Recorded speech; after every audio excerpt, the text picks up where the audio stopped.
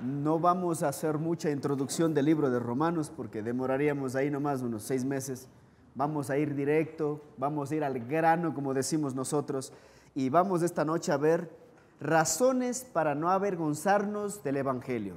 Del versículo 1 al versículo 17 del capítulo 1 vamos a ver 6 razones por las que no debemos avergonzarnos del Evangelio. Pero primero vamos a conocer el autor. El autor es San Pablo, es el hombre que escribió Corintios, Gálatas, Efesios, Timoteo.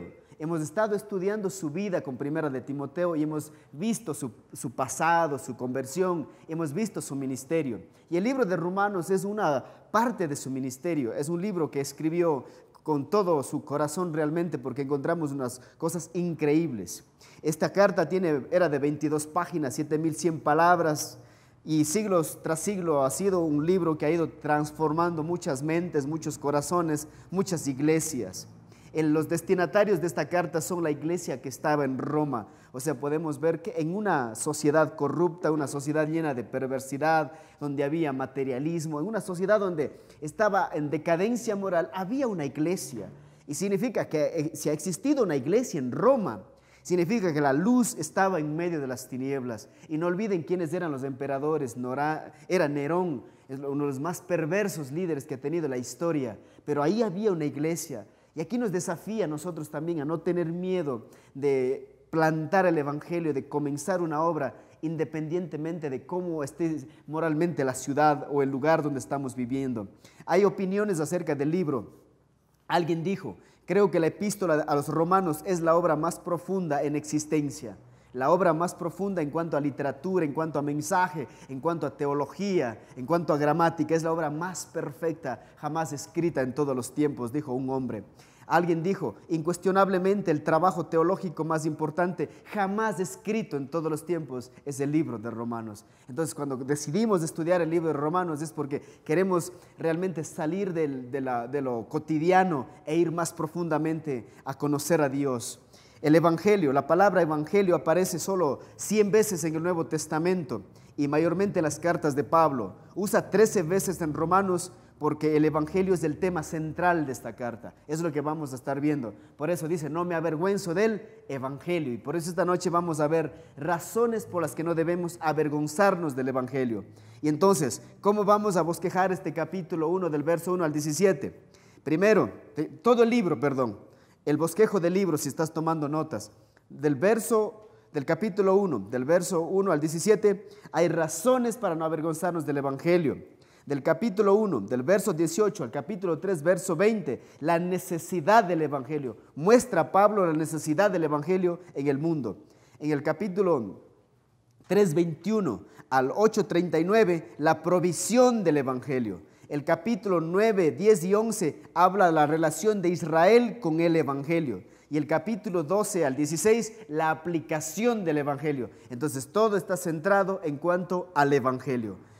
Y llegamos enseguida al capítulo 1 y vamos a leer el verso 1 al 3. Primera razón para no avergonzarnos del Evangelio. En el verso 1 dice: Pablo, siervo de Jesucristo, llamado a ser apóstol, apartado para el Evangelio de Dios, el que había prometido antes por sus profetas en las Santas Escrituras acerca de su Hijo nuestro Señor Jesucristo, que era del linaje de David según la carne. ¿Por qué no debo avergonzarme del Evangelio? Porque es un Evangelio que fue prometido por Dios. Y si es prometido por Dios, el Evangelio no es un pensamiento de moda. Muchas veces nosotros pensamos que el cristianismo está de moda, o que Jesús está de moda, o que tal iglesia está de moda. Quizás una forma de pensar, un ministerio, una denominación, una iglesia pueden estar de moda. Pero el Evangelio no es un pensamiento de moda. Estaba en el corazón mismo de Dios escrito. En el corazón de Dios nació el Evangelio. No nació en la mente de un hombre. Si el Evangelio hubiese nacido en la mente de un hombre, si el Evangelio hubiese sido comenzado por un hombre, el Evangelio se hubiese corrompido y se hubiese ya desaparecido. Entonces, la razón para no avergonzarnos del Evangelio es que no es un pensamiento de moda. Y lo primero que vemos es que Dios es celoso al demostrar que el Evangelio fue planeado mucho antes de que nosotros imagináramos y fue planificado por Dios. El Evangelio no es el pensamiento de moda que alguien ha inventado, es algo que fue prometido por Dios desde la eternidad misma. Y entonces, ¿en dónde? ¿Desde cuándo fue prometido? ¿Desde dónde encontramos un registro? En Génesis 3:14 ya comienza el protoevangelio, como la sombra del evangelio. Por eso dice, prometido antes por sus profetas. Todos hablaron del evangelio, no hablaron de otra cosa. Pero Génesis 3:14 dice, y Jehová Dios dijo a la serpiente, por cuanto esto hicisteis, maldita serás entre todas las bestias y entre todos los animales del campo, sobre tu pecho andarás y polvo comerás todos los días de tu vida, y pondré enemistad entre ti y la mujer, y entre tu simiente y la simiente suya. Esta te herirá en la cabeza y tú le herirás en el calcañar. ¿De qué está hablando? De que un día iba a venir el Mesías, iba a enfrentarse al enemigo, iba a vencerlo. ¿Por qué? Porque la serpiente engañó a Eva y Dios dijo, no vencerás para siempre. Entonces el evangelio no es un pensamiento de moda. No podemos decir que Jesús está de moda en Cuenca. No podemos decir que el mensaje de la Biblia está de moda en Cuenca. Es nuestra responsabilidad dar a entender a la gente que es algo que ha estado siempre y que permanecerá siempre. Si podemos ver que Dios prometió a Cristo siglos antes de que viniera y que en muchos detalles Él cumple estas promesas, nuestra fe debe seguir fortaleciéndose a leer y estudiar estas verdades. Que Dios cumple lo que promete. Estaba escrito en Génesis, se cumplió hace 2000 años y todo lo que está escrito en la Biblia se ha ido cumpliendo porque Dios cumple su palabra. Por eso no nos avergonzamos del evangelio, porque lo que Dios dice que va a hacer, Él lo hace, porque lo ha hecho, está haciendo y lo hará en el futuro. Entonces, verso 4, segunda cosa, ¿por qué no nos avergonzamos del evangelio? Dice que fue declarado Hijo de Dios con poder, según el Espíritu de Santidad, por la resurrección de entre los muertos. El evangelio es probable. ¿Qué significa esto? Que si alguien viene y pide evidencia de que la Biblia es veraz, de que lo que creemos se puede probar de la forma que sea, la respuesta es que sí. Pero en este caso es probable porque está hablando de la resurrección. El tema central del cristianismo es la resurrección. De tal manera que Pablo dijo, si Cristo no resucitó, es vana nuestra fe. Pero para probar la resurrección, primero tenemos que probar la muerte de Cristo. Hay mucha gente que dice que Cristo no murió, nada más se desmayó. Y que se desmayó y planificó todo esto con sus discípulos y que entonces después apareció a la gente como si hubiese resucitado. Pero para probar que Él resucitó, tenemos que probar que Él murió. Primero, amigos, cuando fue arrestado, fue llevado y fue torturado. Y fue torturado con un flagrum. Los flagrums son una especie de chicotes con pepas de huesos o de metal o de bolas de plomo al final. Muchos de los hombres que eran torturados de esa manera morían durante esa tortura. Entonces Jesús fue torturado de esa manera. Y después que fue torturado de esa manera, Jesús fue llevado desde Jerusalén al Gólgota cargando una cruz. Solo piense cuánto se desangró en el proceso de la tortura. Y no le dieron agua, no hubo atención médica. ¿Cómo crees que estarían las heridas de Él? Y después que llegaron al Gólgota, le pusieron en la cruz y le clavaron. ¿Cuánto de sangre está perdiendo allí? Ya está clavado en la cruz. Ahora cuando le ponen en la cruz de pie, hay un problema con sus pulmones. Se desgarra dentro. Después la lanza que traspasa el costado, la corona de espinas. Eso mata a un hombre. Entonces, para probar que Jesús resucitó, tenemos que probar que Él murió. Y la Biblia dice que Jesús, después de haber sufrido todo este martirio, esta tortura, la cruz y los horribles azotes, Él fue visto por María Magdalena, por las mujeres que volvieron a la tumba, por Pedro, por los otros discípulos, por Tomás, que prácticamente puso sus dedos en las huellas de los clavos, y después dice que apareció una multitud de 500 personas. Entonces el evangelio fue prometido, el evangelio es probable, y por eso Dios nos desafía a nosotros a conocer, a estudiar, a prepararnos para probar que lo que nosotros creemos no es una fábula, no es algo inventado por el hombre. Los hechos prueban que lo que nosotros creemos es veraz. Primera de Corintios 15:3 dice, porque primeramente os he enseñado que asimismo recibí, que Cristo murió por nuestros pecados conforme a las Escrituras, y que fue sepultado y que resucitó al tercer día conforme a las Escrituras, y que apareció a Cefas y después a los 12.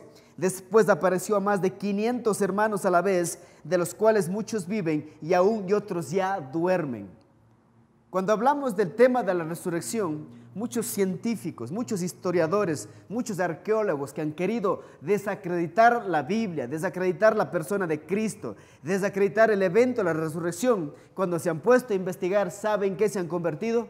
En creyentes del Cristo, al cual ellos pensaron no existía.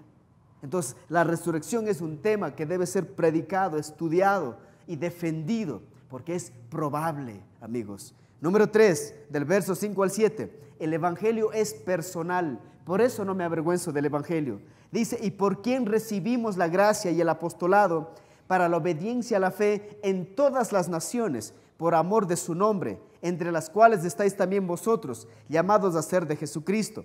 A todos los que estáis en Roma, amados de Dios, llamados a ser santos, gracia y paz a vosotros de Dios, nuestro Padre, y del Señor Jesucristo. ¿Por qué digo que el evangelio es personal? Aquí está hablando de que se trata de una persona, no de una religión. Dice, ¿por quién? No por qué. Ese es el problema del cristianismo. Andamos hablando del por qué, pero no del quién. Y el evangelio se trata de quién. Se trata de una persona. Y esa persona se llama Jesucristo. ¿Por medio de quién? No qué. Entonces, mucha gente viene y dice, ¿qué crees? No me preguntes qué creo, sino a quién creo, a quién sigo, por quién vivo, quién es mi Señor y con quién me relaciono. Y San Pablo dice, por quien recibimos la gracia, el regalo, el perdón, el amor. No recibimos de la iglesia, no recibimos de los conceptos teológicos, no recibimos de las denominaciones, lo recibimos ¿de quién? De Cristo. Por eso el evangelio es personal. Se trata de relacionarse con alguien, no con algo. Se trata de creer a alguien, no creer algo, amigos. Ese es el poder del evangelio. Y es lo que va a hacer Romanos en nuestra mente. Porque muchos de nosotros estamos acostumbrados a creer algo y no a creer en alguien. Crees lo que escriben, crees lo que quizás alguien ha sacado un concepto, pero ¿qué hay de la persona de Jesucristo? Amigos, el sistema dice, tienes que hacer lo que la mayoría hace para encontrar paz y esperanza. La religión dice, tienes que hacer obras o pertenecer a su grupo religioso para ser salvo. La filosofía dice que tienes que estar de acuerdo con su tendencia o forma de pensamiento para ser aceptado. Pero Pablo dice, por quien recibimos la gracia y el apostolado para obediencia a la fe a todas las naciones. Dios quiere relacionarse con todas las naciones por amor a su nombre. Imagínate, por amor a su nombre, Él se relaciona contigo, entre los cuales estáis también vosotros, llamados a ser de Jesucristo. No dice únicamente que nosotros vayamos a creer en Cristo, sino llamados a ser propiedad de Jesucristo. El libro de Romanos, cuando dice llamados a ser, está diciendo que tú te vas a arrancar de un lugar y ponerte en otro lugar. Y a veces eso es lo que no ocurre a nosotros como cristianos. Queremos estar en los dos lugares, tanto en el mundo, pero también queremos estar con Dios. Queremos relacionarnos con todo lo que este mundo ofrece, pero también queremos relacionarnos con lo que Dios tiene para nosotros. Pero Él dice, llamados a ser de Jesucristo, a todos los que estáis en Roma, amados de Dios. Cuando dice amados de Dios, también no está hablando de conceptos, no está hablando de doctrinas, está hablando de relación. Amados de Dios, a ser santos. La palabra santo, una vez más, es apartados. Está hablando de relacionarse con alguien, amigos. Pero para relacionarse con ese alguien, tengo que separarme de algo, amigos. ¿De qué tenemos que separarnos esta noche? Para fortalecer nuestra relación personal con Cristo. ¿De quién tenemos que alejarnos? ¿Qué cosas tenemos que sacar de nuestra cabeza para relacionarnos con ese alguien? Es igual como cuando usted decide enamorarse de alguien y decide construir un hogar con ese alguien. Usted hace un montón de cosas usted se separa de un montón de cosas, de amigos, de padre, de madre, incluso de ideas, incluso de sueños. ¿Por qué? Porque usted quiere estar en relación con ese alguien. Entonces, el Evangelio es poderoso y no me avergüenzo del Evangelio porque se trata de una persona que nadie en la historia ha podido cuestionar. Y los que lo han intentado han fracasado. Y los que han estado en el proceso de desacreditarlo se han terminado convirtiendo a él. Entonces, la pregunta es, ¿te has relacionado ya con Cristo? Porque a veces nosotros luchamos por la membresía dentro de la iglesia, pero no luchamos por esa relación con el Señor de la iglesia, que es Jesucristo. El Evangelio es grandioso porque se trata de relacionarnos con Jesucristo. Gálatas 3:29 dice, y si vosotros sois de Cristo, ciertamente el linaje de Abraham sois. Aquí está hablando que no solo que nos relacionamos como amigos, sino que nos hacemos parte de su linaje, parte de su familia. ¿Sabes? Uno se puede llegar a ser familia de alguien de esta manera. Puedo llegar a ser cercano a alguien por vía sanguínea. Es mi hermano porque nacimos de la misma madre. Somos cercanos vía sanguínea. Pero también puede ser por vía filial. ¿Qué significa esto por la vía filial? Bueno, pues Juanito se casó con mi hermana y entonces ahora es parte de mi familia porque se casó con mi hermana. Llegó a ser parte, a relacionarse conmigo.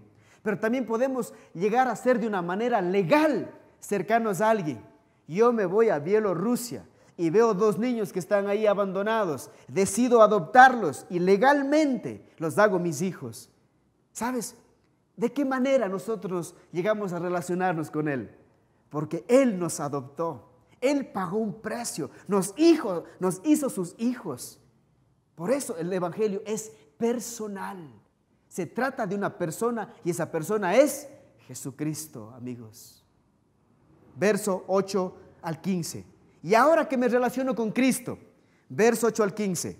Primeramente dice verso 8.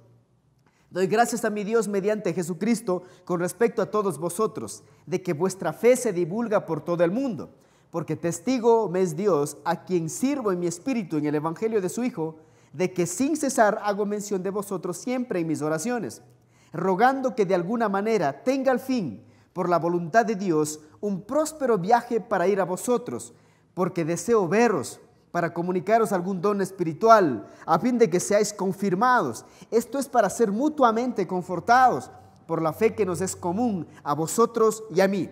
Pero no quiero, hermanos, que ignoréis que muchas veces me he propuesto ir a vosotros, pero hasta ahora he sido estorbado para tener también entre vosotros algún fruto como entre los demás gentiles, a griegos y a no griegos, a sabios y a no sabios, soy deudor. Así que en cuanto a mí, pronto estoy a anunciaros el Evangelio también a vosotros que estáis en Roma. El Evangelio, amigos, también es relacional. Entonces, no me avergüenzo del Evangelio porque el Evangelio me da una familia. Y usted dice, ¿cómo sacas esto del verso 8 al 15 de que el Evangelio nos da una familia? Una de las grandes necesidades del ser humano es la pertenencia. Querer pertenecer a un grupo, hacer todo lo posible por ser aceptado, imaginar, algunos pagan membresía, pagan cuotas en los clubes. ¿Por qué? Dice, porque quiero pertenecer al club tal, quiero ser parte de la asociación tal, y tú pagas una cuota mensual. ¿Por qué? Porque quieres ser parte de eso. El Evangelio también nos da un grupo, una familia, y esa sí es la iglesia. El Evangelio es poderoso y no me avergüenzo de él porque me ha regalado esta familia que esta misma noche están aquí conmigo. Porque ante los ojos de Dios no hay judío, no hay griego, no hay hombre, no hay mujer, somos ñaños. Nos ha dado una familia. Entonces, por eso no me avergüenzo del Evangelio, porque no me ha dado un grupo de un estatus social, me ha dado una familia. Me ha dado hermanos de diferentes trasfondos, aunque le ves al otro y dices, pues no puede ser mi ñaño, pero así es Dios de divertido. Así es Dios, así es Dios. Somos familia. Amigos, en nuestros días no se puede encontrar mucho amor en el mundo. Más bien lo que se lleva es una cordialidad superficial encubridora de distancia, indiferencia y sutil recelo. Hay distanciamiento en la sociedad. No me vengas a decir que tienes el mejor amigo en el mundo, porque las relaciones son líquidas, son superficiales. No me avergüenzo del Evangelio, porque el Evangelio me da una familia. ¿Y qué ocurre? ¿Puedes ocultar algo a tu familia?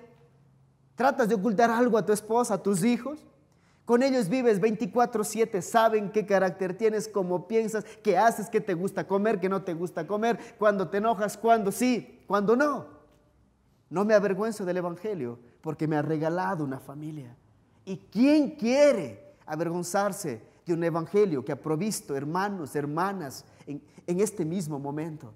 Y usted piensa quizás, tiene que cambiar entonces la mentalidad de la iglesia, claro. Porque la iglesia ha copiado, ha adoptado el sistema del mundo en tener relaciones líquidas únicamente. Dios te bendiga, ¿cómo estás, hermano? En victoria, etcétera. Y a veces no me acerco a preguntar, ¿cómo está? ¿Cómo estás, hermana? Y dice, estoy mal. Entonces, nos está faltando dar ese paso en cuanto al Evangelio, en relacionarnos con las otras personas. Hechos 2:44. Mire cómo era esta iglesia al principio, cómo ellos veían las relaciones. Dice, todos los que habían creído estaban juntos y tenían en común todas las cosas. Primero dice, todos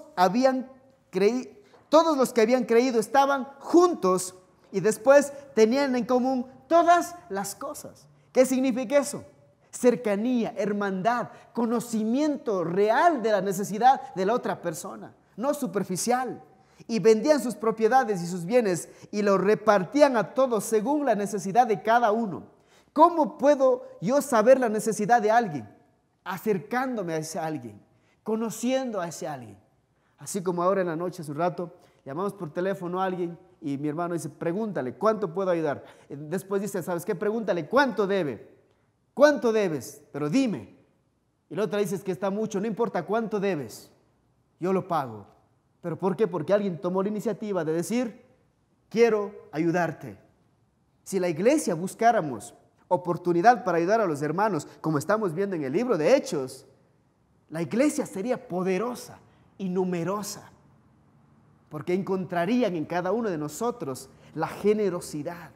Por eso Pablo, cuando está hablando, dice, primeramente doy gracias a Dios mediante Jesucristo con respecto a todos vosotros. Señor, te doy gracias porque me has dado una familia en Roma, por la cual dice, escucho su fe y por ustedes oro todos los días y quiero irles a visitar y quiero confortarme mutuamente con ustedes. Aquí está hablando de que Pablo quiere una relación, no únicamente de llega un predicador, fin de semana predique, se va, da un autógrafo y desaparece. Cuando dice mutuamente ser confortados, significa que quería sentarse, abrir su corazón a ellos y que ellos abran su corazón. Por eso no me avergüenzo del Evangelio, porque me da una familia. Me da un lugar donde puedo encontrar personas que quizás van a ayudar en mis necesidades. Van a orar por mí, van a pensar en mí. Por eso Pablo, cuando escribe el libro de Romanos, está hablando de cosas tan prácticas. Por eso es profundo, porque a veces quizás descubrimos una doctrina, pero no descubrimos el corazón de la necesidad del hermano. Amigos, y Hechos dice, y perseverando unánimes cada día en el templo y partiendo el pan en las casas, comían juntos con alegría y sencillez de corazón. Si practicáramos esto de partir el pan y comer con alegría y sencillez de corazón, ¿qué pasaría? Seríamos una iglesia fuerte, poderosa. Yo siempre estoy desafiándoles a ustedes, no se reúnan aquí únicamente, abran su casa. ¿Por qué no abren su casa? ¿Por qué no comienzas a enseñar la Biblia en tu casa? ¿Por qué no invitas a tus hermanos de la iglesia, a los compañeros del trabajo, tu casa? Y ahí dice, partían el pan. Significa que había comida en la mesa. ¿Y qué más? Dice, alabando a Dios en sus casas. La iglesia era fuerte. La iglesia permaneció de pie porque no estaban reunidas en edificios como estos. Estaban reunidos en casas. Abrían sus corazones, conocían la necesidad. No me avergüenzo del Evangelio porque me ha regalado una familia. Ustedes saben que mi familia vive en España, en Estados Unidos, en Cañar, y prácticamente vivo solo, pero tengo mi familia. Acá hacemos comida, nos reunimos, ¿no? Aunque comemos a la medianoche, pero no importa. Pero sí parecemos familia, ¿o no es así? El uno tiene un carácter, el otro tiene otra necesidad, el otro habla mucho, el otro habla poco, pero parece familia, ¿no? Por eso no me avergüenzo del Evangelio, porque el Evangelio me ha dado una familia. La pregunta que tengo es, ¿cómo vas a ver de aquí en adelante a la persona que está a tu lado? ¿Cómo lo vas a ver? ¿Como alguien que viene a la iglesia o como tu hermano? Si le ves como tu hermano, ¿sabes qué vas a hacer? Te vas a preocupar de la misma forma que te preocupas por tu hermano de sangre. Pero este hermano, Dios te lo ha puesto a tu lado porque Él nos ha adoptado a los dos para que seamos hermanos. Alabando a Dios y teniendo el favor con todo el pueblo. Y el Señor dice, añadía cada día a la iglesia los que habían de ser salvos. ¿Qué no ha de querer añadir el Señor a la iglesia? Cuando esta iglesia estaba pendiente de todos los necesitados. Versos 16, 5. ¿Por qué más no me avergüenzo del Evangelio? Porque el Evangelio es poderoso, amigos. Dice el verso 16, porque no me avergüenzo del Evangelio, porque es poder de Dios para salvación a todo aquel que cree, al judío primeramente y también al griego. Usted está buscando algo poderoso que compartir, comparte el Evangelio. Usted quiere dar un poderoso mensaje, comparte el Evangelio. El problema de hoy en día nosotros es que pensamos que el Evangelio no tiene poder. Y porque pensamos que el Evangelio no tiene poder, ¿qué es lo que hacemos? Vamos a crear este programa de la iglesia para que atraiga a la gente y los atrape y se queden aquí. Ellos no tenían programas. Ellos tenían el Espíritu Santo y tenían la palabra. El Evangelio es poderoso, transformando a los más perversos hombres que tú te puedes imaginar en la cabeza. El Evangelio transformó a Lutero y este hombre transformado se enfrentó a la misma Iglesia Católica de ese tiempo. Es como enfrentarse a un dictador hoy en día. Y un solo hombre. El Evangelio tiene ese poder de cambiar la historia de las naciones, de cambiar la historia de las familias. Y si creo que el Evangelio es poderoso, debo ver el poder del Evangelio obrando en mi vida. A veces quisiera contar mi pasado, pero se asustarían. Pero el Evangelio tiene un poder sobrenatural que ha trabajado en mi vida. Y la pregunta es, ¿tienes una historia que contar de lo que el poder del Evangelio ha hecho en tu vida? ¿Sabes? Y a nosotros como iglesia también pensamos, es que necesitamos un buen grupo de alabanza, que la gente se sienta bien. Dice, porque no me avergüenzo. ¿Por qué usted se avergüenza hoy en día? Se avergüenza porque llegó tarde, porque no hizo el trabajo, porque mintió. Por eso nos avergonzamos.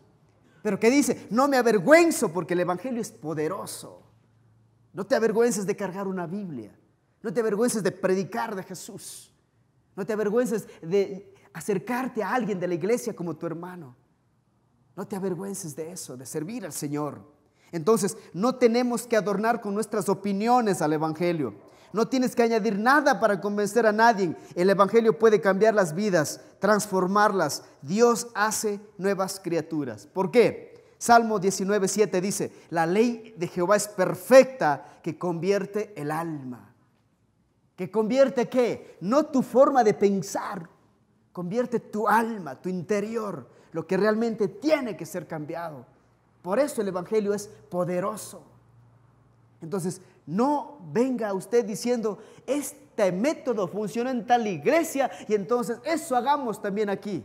Si existe un método del libro de Hechos es que partían el pan, predicaban el Evangelio y salían a las calles a predicar el Evangelio.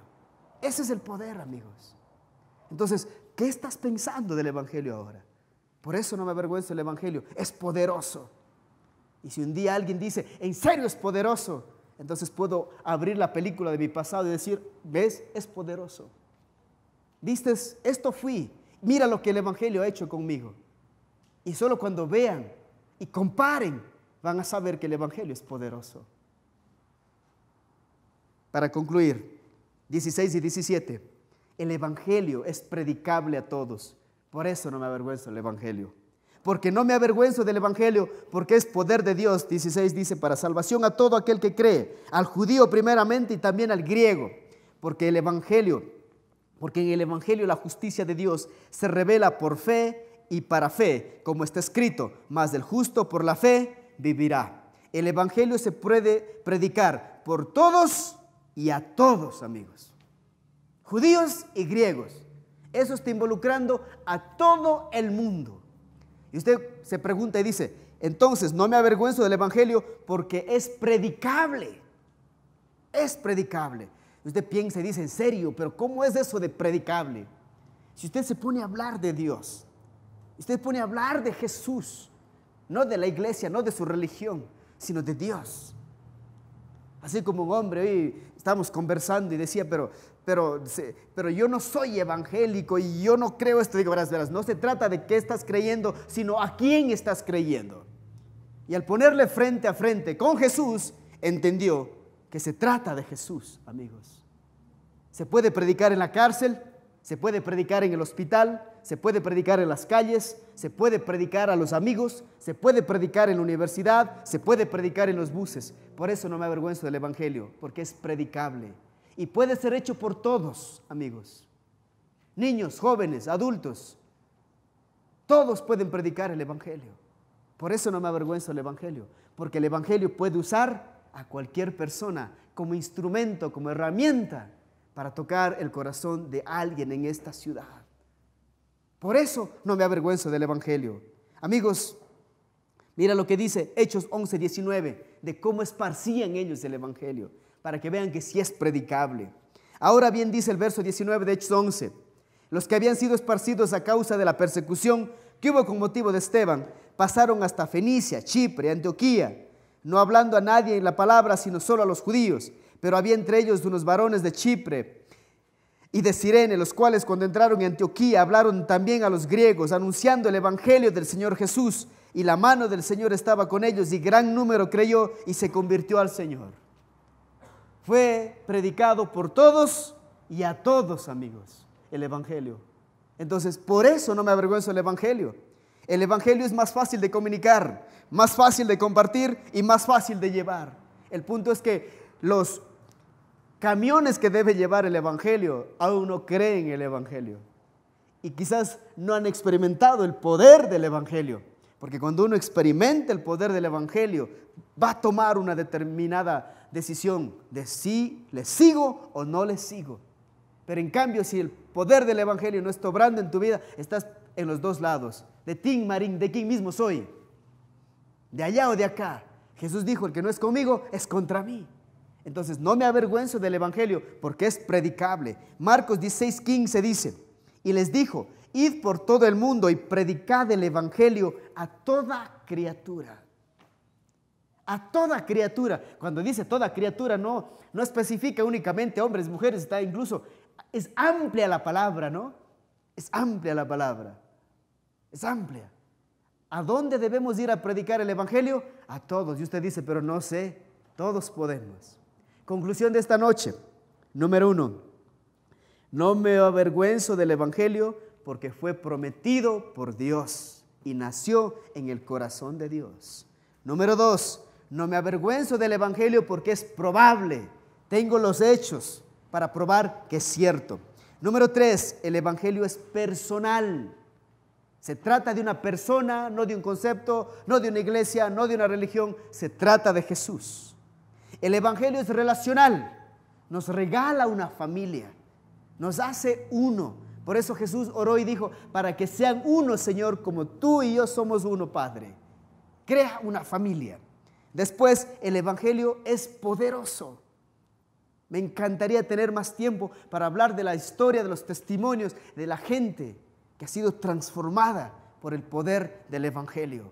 Drogadictos, sicarios, asesinos, agentes de gobierno que matan, cuando conocen el evangelio, vienen y les sirven al Dios del evangelio, amigos. Y por último, el evangelio es predicable a todos y por todos.